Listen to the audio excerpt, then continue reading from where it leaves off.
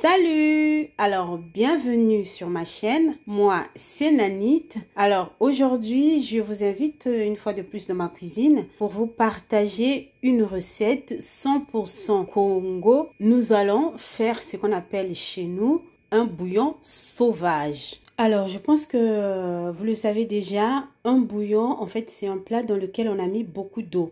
En général, il y a beaucoup plus d'eau dans un bouillon que dans une soupe. La soupe, elle peut être un peu plus épaisse. Dans la cuisine congolaise, on a beaucoup de plats comme ça. En bouillon, on a des bouillons de porc, des bouillons avec de la viande de bœuf. Eh bien, c'est quoi le bouillon sauvage? En fait, c'est juste un bouillon qui est fait à base de poisson. Comme on met toutes sortes de poissons, eh bien, du coup, on appelle ça bouillon sauvage. Dans le bouillon sauvage, en dehors du poisson, on rajoute aussi généralement les crevettes. Il y a même des gens qui rajoutent des sauterelles dedans. Qu'est-ce qu'on a aujourd'hui pour faire notre bouillon sauvage? On a donc du poisson salé. Alors, je pense que c'est de la morue. Ensuite, on a du poisson fumé. En tout cas, en fait, dans ce bouillon, vous pouvez mettre n'importe quel poisson que vous voulez. On a des crevettes. Alors, il faut savoir qu'en général, on prend des crevettes séchées ou des crevettes fumées. J'avais pas trouvé les crevettes séchées. Voilà, du coup, donc j'ai pris des crevettes comme ça. Je vais les griller et ensuite, je les rajouterai au bouillon. Et ensuite,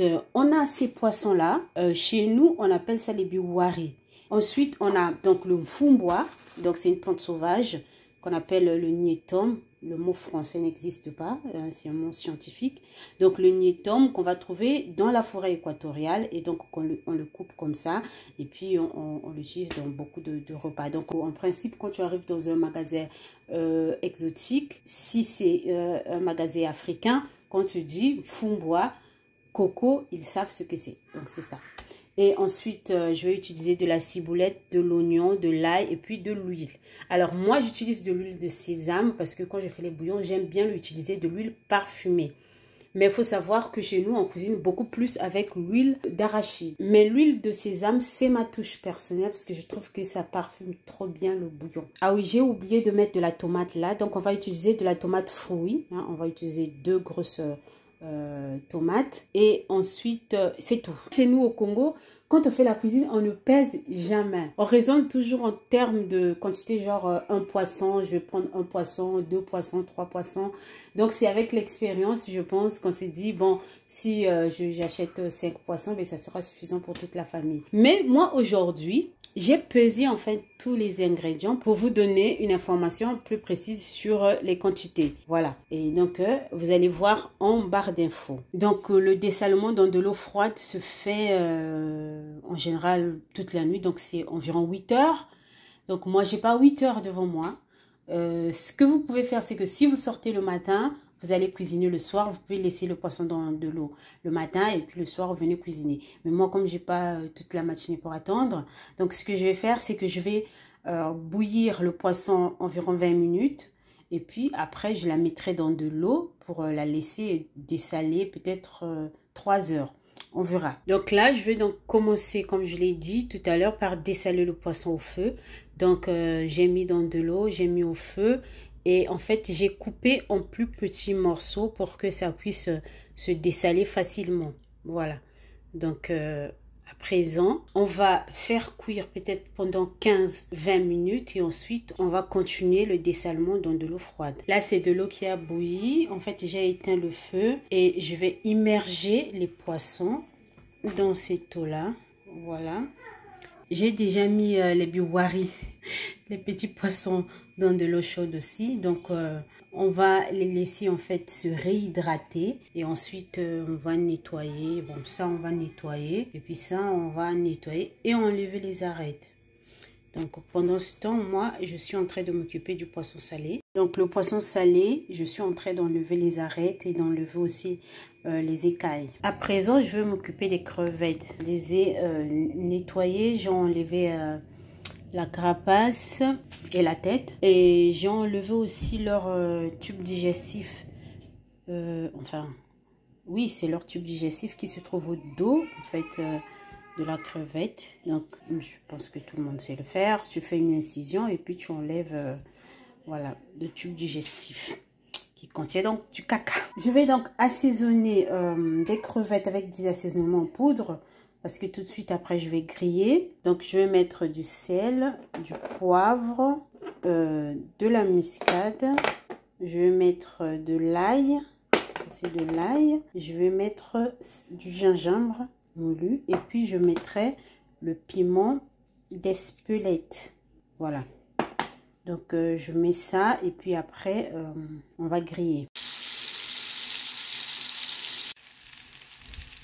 Donc là, j'ai coupé un gros oignon, j'ai coupé 4 à 5 gousses d'ail, j'ai coupé aussi la moitié d'un poivron. Alors le poivron, il est facultatif. Et je vais mettre tout ça dans le hachoir, on va hacher et ensuite on va commencer notre préparation. À présent, on va commencer la cuisson de notre bouillon. Donc dans la casserole, je vais commencer par mettre donc le poisson fumé. Je vais rajouter du poisson salé. Je vais rajouter les crevettes grillées. Je vais rajouter les biwari, donc les petits poissons. Je vais rajouter de la tomate. J'avais 2 tomates.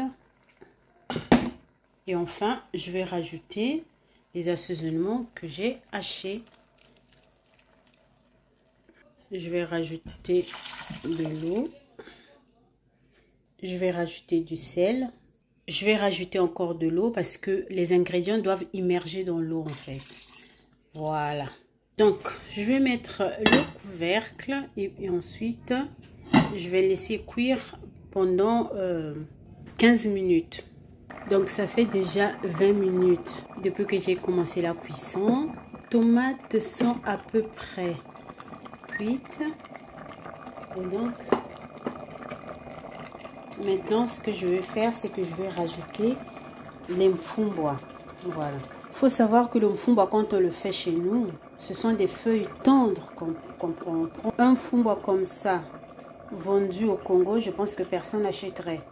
Voilà, donc quand on regarde, on sent qu'il y a des feuilles, vous regardez là, donc il y a des feuilles qui étaient déjà jaunes au départ, voilà, on les a quand même coupées avec les feuilles vertes, voilà, donc il faut vraiment trouver une bonne boutique où vous pouvez avoir vraiment le mfumbwa, vraiment de très bonne qualité. Quand on fait le mfumbwa, il faut prendre le temps vraiment d'essayer de trier. Voilà, malheureusement, on ne pourra pas tout trier. Mais s'il y a des grosses tiges, par exemple, des grosses feuilles mortes, ça, on peut enlever.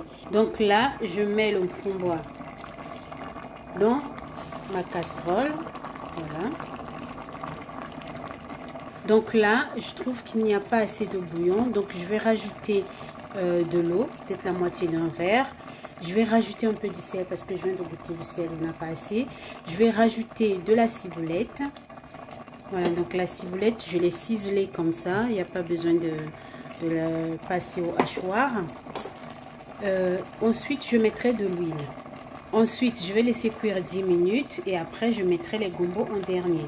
Voilà, il faut savoir que quand on fait ce plat-là au Congo, c'est le mfumbwa qu'on met en dernier. Parce que ce sont des feuilles tendres, ce sont des jeunes feuilles. Donc, ça ne nécessite pas de les cuire longtemps en fait. On les cuit pas, on les met en dernier. Je pense 2 minutes après on enlève du feu. Et ce qui est très intéressant nutritionnellement, parce que le fait qu'on ne fait pas bouillir longtemps les mfumbwa, ça garde les vitamines. Voilà. Mais ici c'est pas le cas. Donc je vous ai déjà dit, les feuilles ne sont pas tendres. Donc on va les cuire au moins pendant 10 minutes. C'est pour ça que je mets d'abord les mfumbwa avant de mettre les gombo mixés.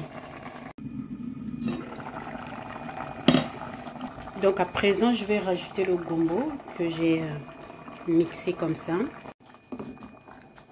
Je viens de rajouter le gombo. Là, on est déjà presque à la fin de la cuisson. Donc je vais laisser juste 5 minutes. Voilà, donc là, nous sommes à la fin de notre cuisson. Voici donc notre bouillon sauvage. Voilà. Bouillon sauvage et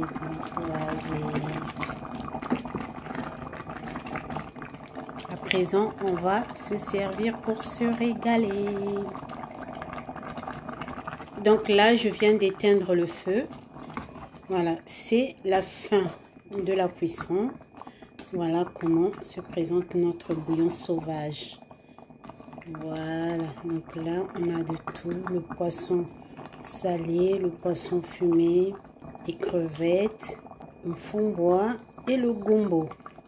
Voilà, donc on sent le gombo parce que c'est un peu gluant. Pas très gluant, mais c'est un peu gluant. Voilà. Voici donc mon bouillon. C'est vraiment très bon. C'est vraiment très bon. Si vous n'avez jamais fait cette recette-là, essayez chez vous. Choisissez bien vos ingrédients. Vous n'allez pas le regretter. Voilà. C'est trop bon. Nous voici à la fin de notre vidéo. Je vous remercie d'avoir suivi jusqu'à la fin. Si vous avez aimé ma vidéo, n'hésitez pas à mettre un pouce bleu, à vous abonner à ma chaîne, à partager la vidéo. Voilà, partagez la cuisine congolaise. Et je vous dis à la prochaine. Bye bye.